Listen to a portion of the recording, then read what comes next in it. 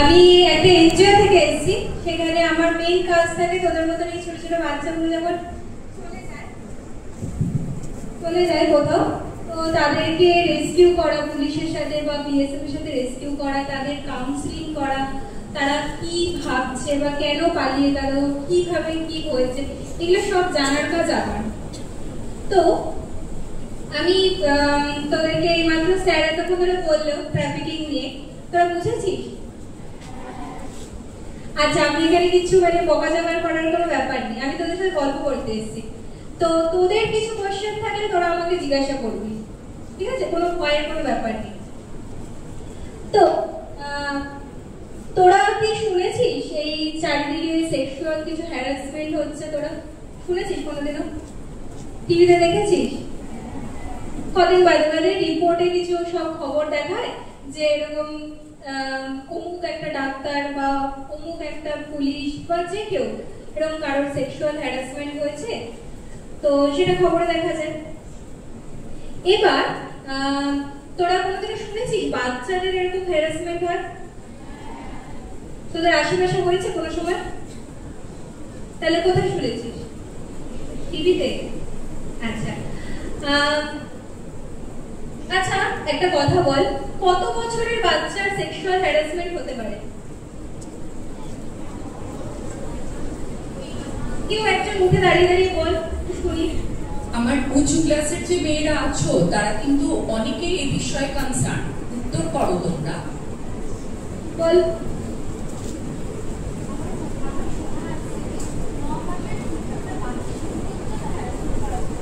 Good, একটু বস, আমি বলে দিই। ও বলল 9 মাসের বাচ্চা শিশু, তাকেও অবধি সেক্সুয়াল হ্যারাসমেন্ট হয়েছে। আচ্ছা, তোরা জানিস সেক্সুয়াল হ্যারাসমেন্টটা কি? জানিস? কে জানে? বড়দের মধ্যে? আচ্ছা, আমি বলে দিচ্ছি। সেক্সুয়াল হ্যারাসমেন্ট মানে হচ্ছে শারীরিক নির্যাতন। তোরা সবাই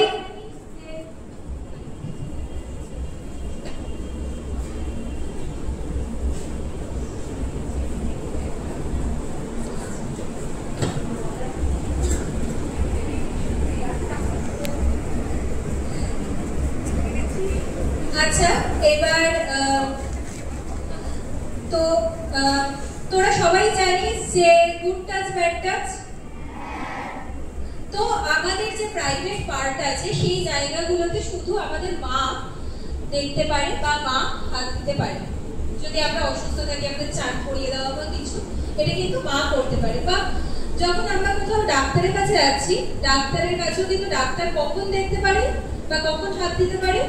যখন মা প্রেজেন্ট থাকবে সেখানে, মানে অ্যাজ এ গার্জিয়ান হিসেবে মা বা ঠাকুমা হোক, এরা যখন প্রেজেন্ট থাকবে তখন কিন্তু ডাক্তার আবার এক্সামিন করতে পারে।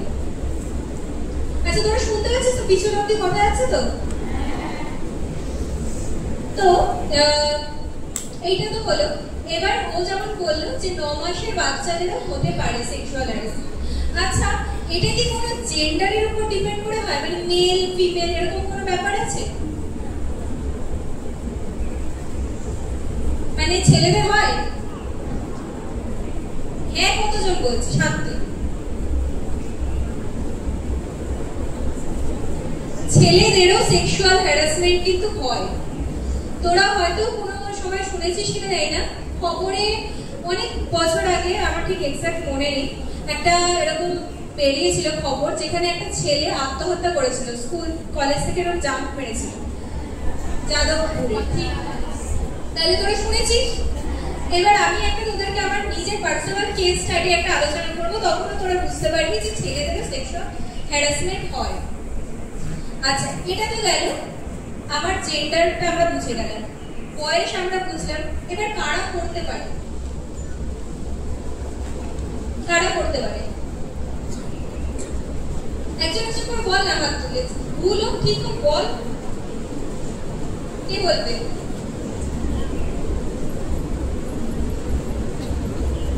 বল, না বললে আমি বলতে পারবো না। বল, আমার পড়া মুখস্থ হয়।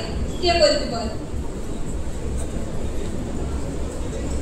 ওরা ঠিক এভাবেই ক্লাসেও থাকে, রেসপন্স করে না। কোঅপারেশন ছাড়া কিন্তু কোনো আলোচনা সম্পূর্ণতা পায় না। তাই তোমাদেরকে বলতে হবে। কিন্তু আমি বিশেষ করে 8, 9, 10 তোমাদের দিকে বেশি তাকিয়ে থাকবো। তোমরা যদি না বলতে চাও তাহলে কিন্তু উনি আলোচনা এগোতে পারবেন না। গোটা ব্যাপারটাই পড়াশোনার মতো।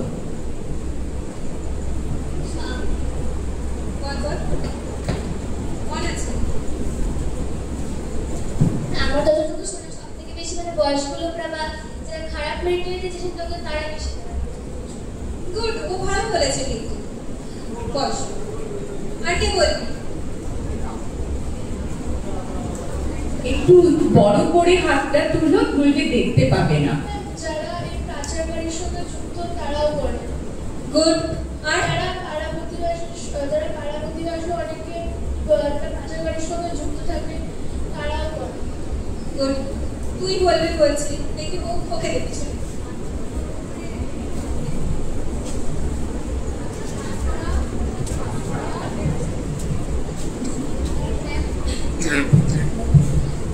যারা হচ্ছে কোনো কিছু প্রয়োজন,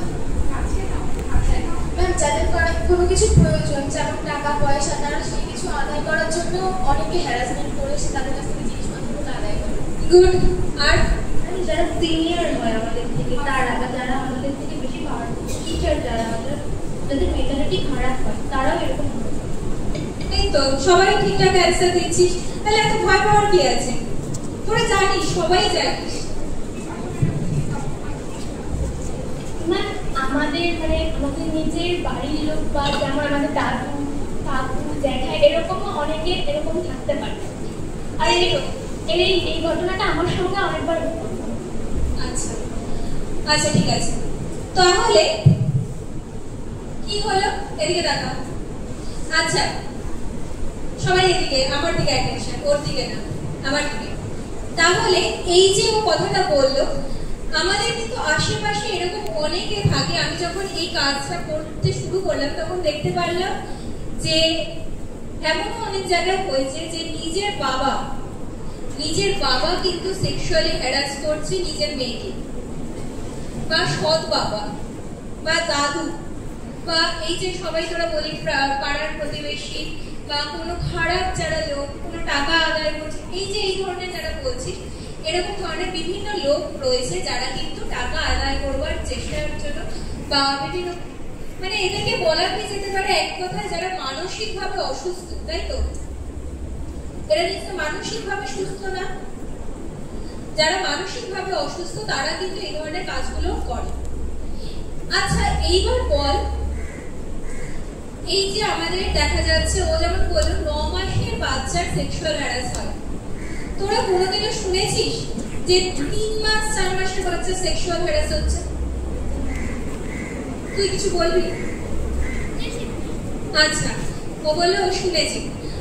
রিসেন্ট পেপারে এরকম দিয়েছিল, খবরটা উঠেছিল যে একটা পথ শিশু মায়ের কোল থেকে তাকে নিয়ে গিয়ে তার সেক্সুয়ালি হ্যারাস করা হয় বা শারীরিক নির্যাতন করা হয়। বাচ্চাটাকে আর্চিকরে ভর্তি করা হয়। আর্চিকরের ঠিক ঘটনাটার পর এই ঘটনাটা ঘটেছিল। আর্চিকরের ঘটনাটা ধরো পেপারে দেখলি, ওই ঘটনাটা ঠিক পরপরই এই ঘটনাটা ঘটেছিল। বাচ্চাটাকে যখন হসপিটালে নিয়ে যাওয়া হয়, বাচ্চাটা এতটাই রক্তাক্ত, বাচ্চাটাকে কিভাবে চিকিৎসা করা হবে এটা নার্সরা বুঝে পাচ্ছে না বা ডাক্তার বুঝে পাচ্ছে না যে ওকে কি করা হবে। তো এইটা ভাব, আমরা যখনই দেখি কিছু হ্যারাসমেন্টের খবর আসে পেপারে হোক কিছু হোক, পাড়ার আশেপাশেও যদি এরকম কিছু ঘটনা ঘটে, তো আমরা সবসময় আগে কি বলি, দুটো দল তৈরি হয়ে যায়। দেখবি, একটা দল বলে যে মেয়েটার ড্রেসের ভুল ছিল, একটা দল বলে যে না ছেলেটার মানসিকতার ভুল, তাই তো?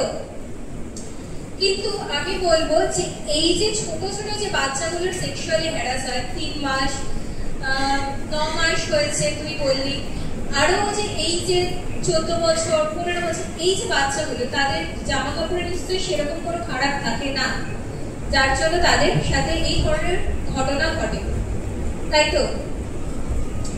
তাহলে এই ধরনের ঘটনা যদি তোদের আশেপাশে কখনো হয়, বা তোরা দেখবি যে তোদের বাড়িতে বোন রয়েছে বা ভাই রয়েছে তাদের সাথে যদি কখনো এরকম ধরনের কিছু হয়, শুনতে পাস তোরা, চেষ্টা করবি সেইটাকে যত তাড়াতাড়ি সম্ভব পুলিশের কাছে জানানো। কারণ কি, বা পাড়ার একটা বাচ্চার সাথে হয়েছে, একটা ছোট্ট ঘটনা, আমডাঙ্গার একটা ঘটনা।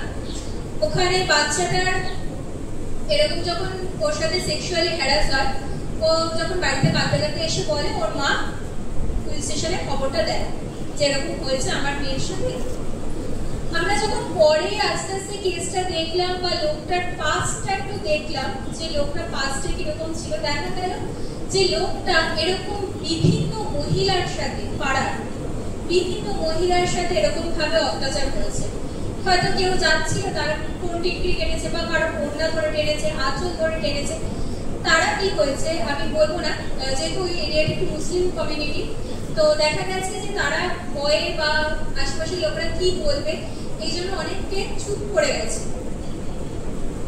শুধু কমিউনিটি ওয়াইজ বলবো না, বিভিন্ন জায়গায় মহিলারা কি হয়, ভাবে যে আমি শ্বশুর বাড়িতে রয়েছে, আমি যদি এটা বলে ফেলি আশেপাশের লোকরা আমাকে কি বলবে, তাই তো? যে সোসাইটি কিন্তু অলওয়েজ ব্লেম করবে একটা গার্ল চাইল্ডকে বা একটা উইমেন্সকে, তো সেই ভেবে তারা বলেনি। এবার যখন ভাব, ওটার খেসারত কাকে দিতে হচ্ছে, একটা বাচ্চাকে, যার বয়স তখন হচ্ছে 5 বছর। বাচ্চাটাকে যখন দেখলাম, বাচ্চাটা খেলাধুলা করছে যেমন বাচ্চারা খেলে, ও এসে বলছে আমার পেটে খুব ব্যথা করছে, আমি খেলতে পারছি না। ওর মা বলে তুই চুপচাপ ঘরে বস, এখন খেলাধুলা করিস না। সবচেয়ে প্যাথেটিক সিচুয়েশন ছিল আমার এই কেসটার, যে এখনো তো অব্দি বাচ্চাটা জাস্টিস পাইনি, আমরা লড়াই করেই যাচ্ছি। সেকেন্ড হচ্ছে, যখন এই জিনিসটা হয় তারপরে বিভিন্ন আমরা যখন ওকে স্কুলে ভর্তি করবার চেষ্টা করি, স্কুল থেকে ওকে এরকম বলা হয় যে এই বাচ্চাটার সাথে এরকম একটা ঘটনা ঘটেছিল, আমি কেন স্কুলে রেখে। তো আমরা অনেক রিকোয়েস্ট করে বা পুলিশের হেল্প নিয়ে বাচ্চাটাকে স্কুলে ভর্তি করার ব্যবস্থা করি। তো দেখা যায় যে কি হয়, আমরা এই যে দেখা মহিলাগুলো আগে ওনারা যদি এই জিনিসটা কেসটা রিপোর্ট করতো, তাহলে কি হতো, বাচ্চাটার সাথে ঘটনাটা ঘটতো না। তাহলে কি করতে হবে, তোদের সবার আগে তোদেরকে বাড়িতে অন্তত এই কথাগুলো বলতে হবে। আর কি করতে হবে, এরকম যদি কোথাও কখনো শুনিস বা দেখিস, আগে সেটার কিন্তু প্রোটেস্ট করতে হবে। বা অনেক সময় অ্যাজ এ ফিমেল হিসেবে আমি বলবো যে অনেক সময় দেখবি ট্রেনে জেনারেল কম্পার্টমেন্ট আর ফিমেল কম্পার্টমেন্ট কেন আলাদা করা হয়েছে, কারণ কি জেনারেল কম্পার্টমেন্টে অনেক এরকম থাকে, অনেক লোক থাকে যারা এমন ভাবে দেখছে যেটা আমি আনকমফোর্টেবল ফিল করছি। বা দেখা যায় বাসে এরকম অনেকেই কিন্তু অনেক সমস্যার সম্মুখীন হয়। বা এই যে স্কুল থেকে ফিরবার সময় বা টিউশনের ব্যাচ থেকে যারা বড়রা আছিস, টিউশনের ব্যাচ থেকে ফিরবার সময় দেখবি অনেকে এরকম দাঁড়িয়ে রয়েছে বা হ্যারাস করবার চেষ্টা করছে। এই যে জিনিসগুলো, এগুলোও কিন্তু কি করতে হবে, প্রোটেস্ট করতে হবে। আজকে যদি তুই চুপ করে যাস, ভয় পেয়ে চলে আসিস, তাহলে কিন্তু সে কিন্তু সাহস পেয়ে যাবে আরো জিনিসটা করবার। আরেকটা জিনিস, প্রোটেস্ট করা মানে কিন্তু গিয়ে দাঁড়িয়ে ফাঁস করে দেওয়া না। এটা আমি আমার পার্সোনাল পয়েন্ট অফ ভিউ দিয়ে বলবো যে তুই যদি হঠাৎ করে ভায়োলেন্সটা দেখাস, তাহলে কি হতে পারে, সেটা কিন্তু কোনো না কোনো ভাবে তোর কাছে ব্যাক আসতে পারে। দেখা যেতে পারে সে অন্যভাবে তোকে আরো হ্যারাস করবার চেষ্টা করলো, বন্ধুদের নিয়ে একদিন ঘিরে ধরলো। তো চেষ্টা করবি কি করার, আমার সাথে ছোটবেলায় এরকম হতো, তো চেষ্টা করবি হয় বাড়িতে বলে দেওয়ার যে মা এরকম হয়েছে, একটুখানি তুমি কদিন চলো।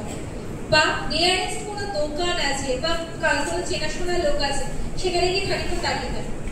বা যেখানে একটু ভিড় ভাট্টার আছে সেখানে গিয়ে খানিকক্ষণ দাঁড়িয়ে থাকে, দিয়ে বাড়িতে কাউকে ফোন করো। আমি যেটা করতাম। তো এটা কিন্তু বলছি না যে হট করেই ভায়োলেন্স দেখাতে হবে, হ্যাঁ, কিন্তু যদি কেউ খুবই খারাপ করবার চেষ্টা করে তখন আমাকে ভায়োলেন্স কিন্তু দেখাতে হবে, তখন আমাকেও কিন্তু স্টেপ দিতে হবে, কিন্তু তা বলে সবসময়। এটা গেল এই যে এই আইনটা, এটা একটা আইন করে দেওয়া হয়েছে, এটা হচ্ছে পক্সো আইন, যেখানে চাইল্ডদেরকে বিভিন্নভাবে সাহায্য করা হয় যাতে বাচ্চারা জাস্টিস পায় এই ধরনের কেসগুলোতে। আচ্ছা, এরপর আমরা আসছি হচ্ছে চাইল্ড ম্যারেজ, তোরা চাইল্ড ম্যারেজ শুনেছিস? তোদের আশেপাশে হয়?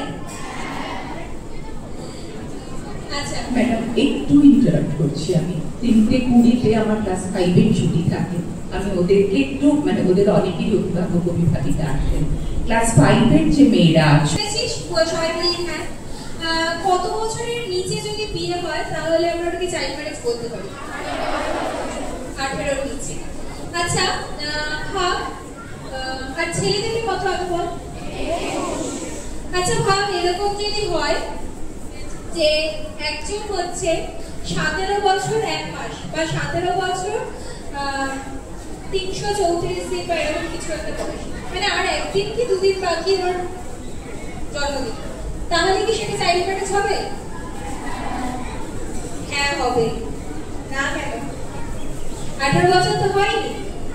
আচ্ছা ভাব একটা কোনো 17 বছরের মেয়ের বিয়ে হলো 22 বছরের ছেলের সাথে, তাহলে এখানে কি হবে? এটা তো চাইল্ড ম্যারেজ লাগবে।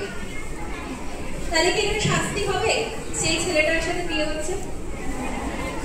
আচ্ছা ভাব কোন মেয়ের বয়স হচ্ছে 18 বছর, ছেলেটার বয়স 20 বছর বা ছেলেটার বয়স 18 বছর, তাহলে কি সেটা চাইল্ড ম্যারেজ হবে?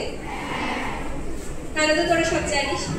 আচ্ছা চাইল্ড ম্যারেজ হলে আমি একটু বলে রাখি, চাইল্ড ম্যারেজ হলে তোরা সবাই জানিস যে কি হতে পারে। মানে তোরা ভাব এই যে স্কুলে আসছিস, রোজ পড়াশোনা করছিস, হোমওয়ার্ক দিচ্ছে, স্কুল যেতে ভালো লাগছে না, সকালবেলা উঠে কান্নাকাটি, স্কুলে অঙ্ক টিচার খুব বকছে, হিস্ট্রির সালগুলো মুখস্থ থাকছে না, হয়তো? তাহলে কি মনে হচ্ছে এই পড়াশোনা ছেড়ে দিলে খুব ভালো হয়? কিন্তু একটু ভাব আজকে থেকে আর কয়েকটা বছর পরে, 20 বছরই ধরলাম বা 10 বছর বাদে, ভাব একটা বাচ্চা দুটো বান্ধব, একজনের চাইল্ড ম্যারেজ হয়ে গেল, আরেকজন পড়াশোনা করে দেখা গেল হয় ও ইঞ্জিনিয়ার বা স্কুল টিচার বা যে কোনো একটা প্রফেশনে চলে গেল। ভাব দুজনের জীবনটা কিরকম হবে? আলাদা পুরো। একজন এই চাইল্ড ম্যারেজ করে দেখা যাচ্ছে ঘরে গিয়ে বাসন মেজেই যাচ্ছে, শ্বশুর বলেছে যে আমার বন্ধু বান্ধব সবাই আসবে, 10 জনের মতো রান্না করছে, ওদিকে বাচ্চা খাচ্ছে। আর যে বন্ধু সে দেখা যাচ্ছে একটুখানি খুব কান্নাকাটি করতে করতে করতে করতে পড়াশোনাটা করলো, এইচএস কলেজ সব ক্লিয়ার করে তারপর দেখা গেল সে একটা ভালো কাজ পেয়ে গেল।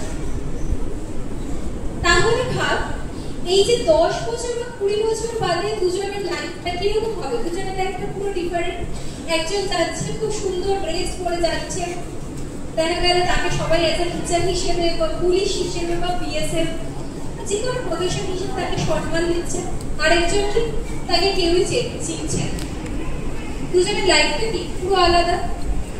তাহলে আমি বলবো যে এখন যতই মনে হোক যে পড়াশোনা ভালো লাগছে না, একটুখানি পড়ে নাও, কারণ এরপরের যে জীবনটা তখন দেখবি সেই জীবনটা এতটা সুন্দর, মানে তখন এখন যেমন দেখবি কোনোদিনও মাকে দেখবি একটা ছোট জিনিস কিছু কিনতে হলে বাবার কাছে কিন্তু হাতটা কাটতে হয় যে দাও, বা তোকেও মা একটু 10 টাকা দাও, ফুচকা খেতে হবে। কিন্তু যে তুই নিজের পায়ে দাঁড়িয়ে যাবি তখন কিন্তু তোর নিজের পিছনে 10টা টাকা খরচা করতে কিন্তু খারাপ লাগবে না, তাই তো? তো তার জন্য আমি বলবো যে ভালো করে পড়াশোনা করো, চাইল্ড ম্যারেজে যাবি না। আচ্ছা স্যার এতক্ষণ বলেছে, আমরা সবাই কিন্তু কিছু কিছু পার্টিকুলার কিছু টপিক নিয়ে বললাম, ট্রাফিকিং বলেছে, চাইল্ড ম্যারেজ বলেছে, পক্সো বলেছে, বললাম। তোরা কোনোদিনও শুনেছিস তোরা ইনস্টাগ্রাম কাদের আছে? একটু দেখি হাতটা তোর।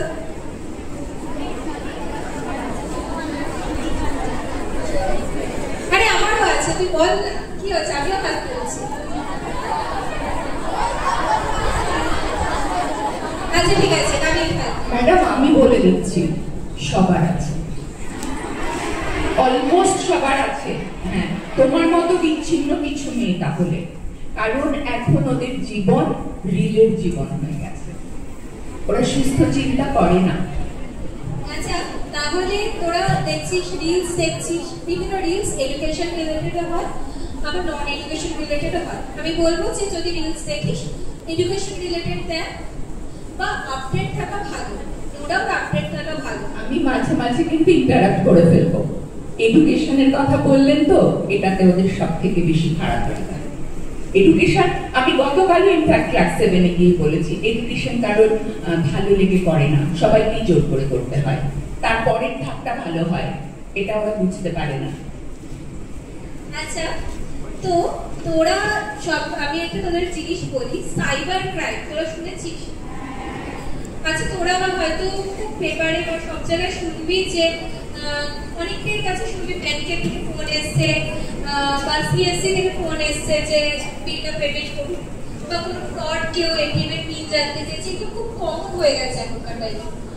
কিন্তু এই যে তোরা ফেসবুকে বা ইনস্টাগ্রামে ছবি দেখছিস, তোরা কি এটা জানিস যে তোদের মুখটাকে মক করে সেইটা দিয়ে অন্য কোনো ভিডিওতে বসিয়ে সেটা ভাইরাল করে দেওয়া যায়?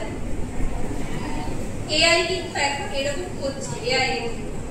এছাড়া আরো খেয়াল করবি, আমি তোদের একটু বড়রা যারা আছে তাদেরকে আমি বলবো, কোনো সময় কারোর সাথে কোনো হোয়াটসঅ্যাপে কোনো ভিডিও কল এসছে, হট করে তুলে নিবি না ভিডিও কলটা। কোনো আননোন নাম্বার থেকে ভিডিও কল আসছে, তুলবি না। এরকম এখন কিন্তু নতুন বেরিয়েছে যারা এরকম কয়েক সেকেন্ডের ভিডিও কল করছে, দিয়ে তোর ফটোটা অন্য কোনো জায়গায় বসিয়ে দিচ্ছে, দিয়ে কিছু একটা এডিট করে দিচ্ছে বা ভিডিওটাকে অন্যভাবে এডিট করে দিচ্ছে, দিয়ে ব্ল্যাকমেল করার চেষ্টা করছে। এটা নিজেদের বাবা মাকেও বলি। এছাড়া কোনো সময়, আমি জানি না তোদের কারোর বয়ফ্রেন্ড আছে কিনা, যারা একটু বড় তাদেরকে আমি বলবো, যদি থাকে আমি বলবো যে এরকম অনেক সময় অনেকে আসে এরকম প্রলোভন দিতে যে আমি তোমাকে ভালো গিফট দেবো, রোজ ডেতে রোজ দেওয়া, টেডি ডেতে টেডি দেওয়া। এগুলো দেখতে খুব খুব সুন্দর লাগে জিনিসটা। মানে এই যে আমি তোকে এখন যে জিনিসটা বলছি সেটা থেকে তোরা বুঝতে পারবি এই চাইল্ড ম্যারেজ, পক্সো, ট্রাফিকিং এগুলো কিন্তু সবকটা একটার সাথে একটা লিঙ্ক আপ রয়েছে।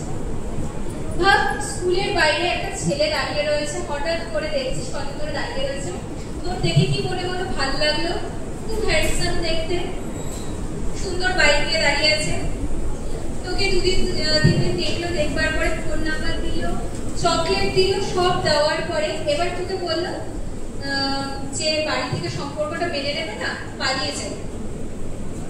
তুই ভরসা করে দেখা গেল পালিয়েও গেল, বা মা বাবাকে বলবার পর মা বাবা বললো যে না দেখো না, তো কি হলো? একটা রাগ এসে গেল ভেতরে।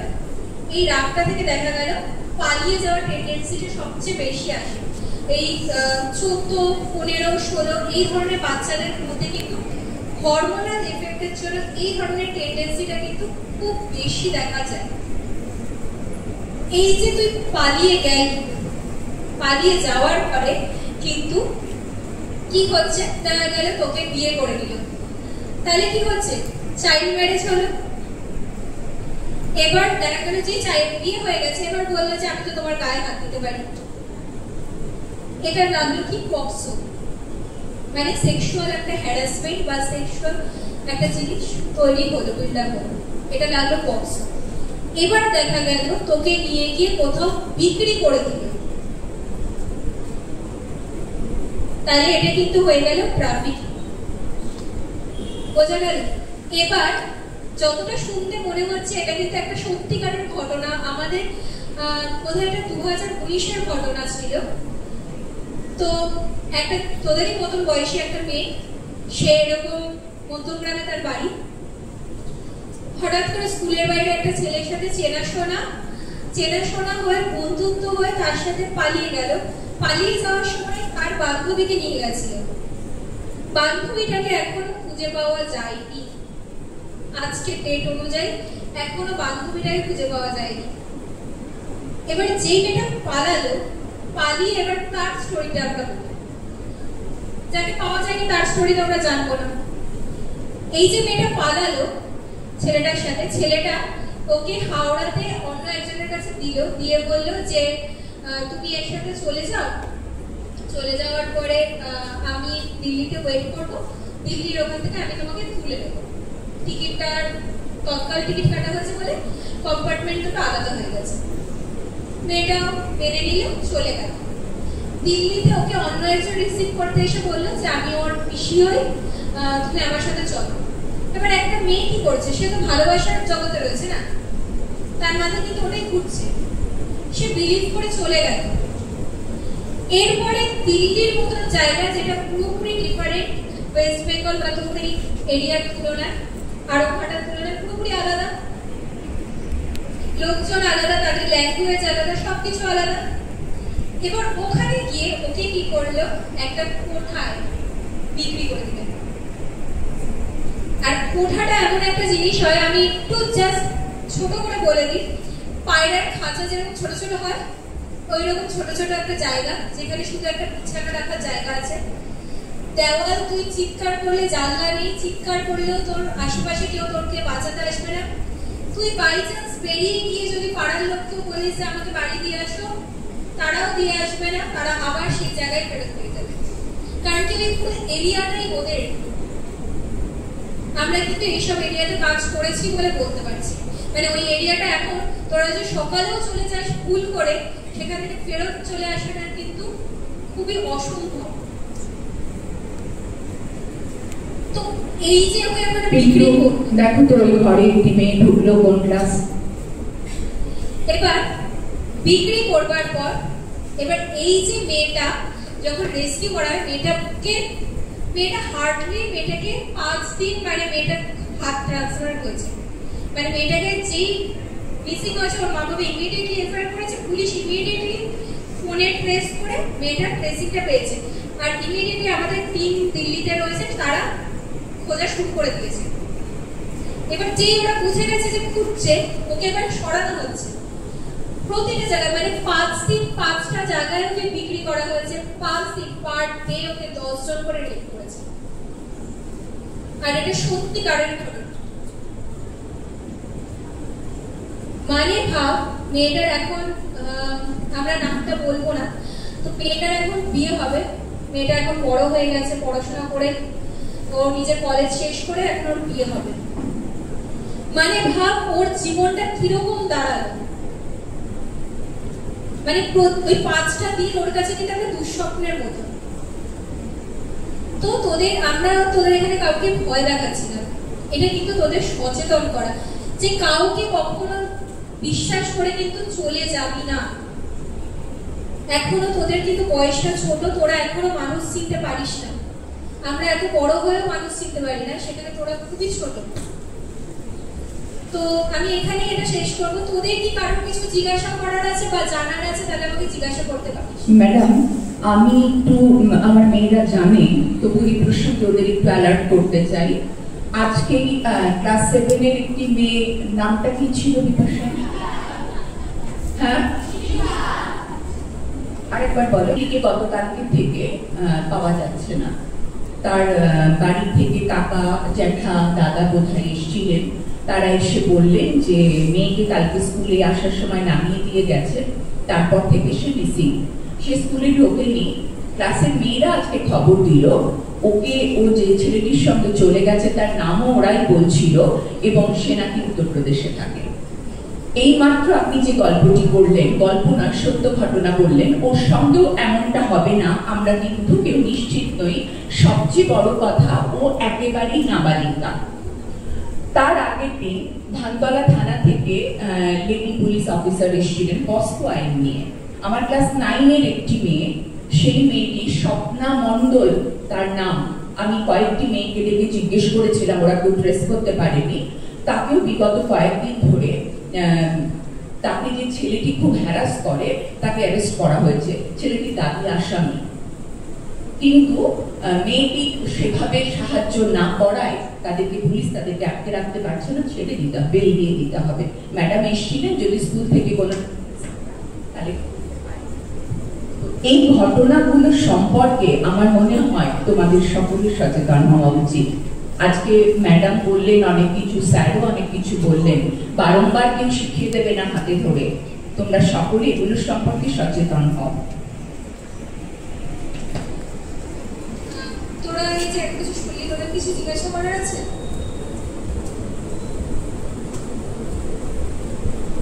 কিছু জিজ্ঞাসা করার, কেউ বলবি, জানতে চাস কিছু বল।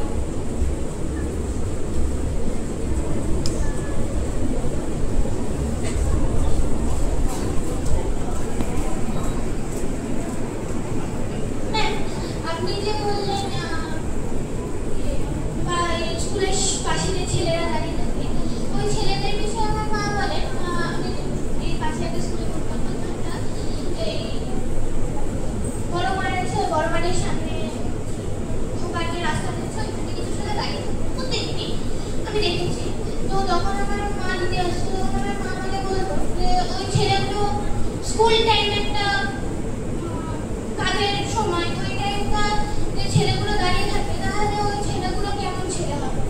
মানে ওই ছেলেগুলোর, আমার মা যেটা বলে যে ওই ছেলেগুলোর দেখিয়ে বলে যে দেখ এই টাইমটা কাজের টাইম, এই টাইমটা কোনো ছেলে এখানে দাঁড়িয়ে আছে, তাহলে কি ওই ছেলেটা ভালো? তো ওখানে আমার আর কারণ কিছু বলার আছে?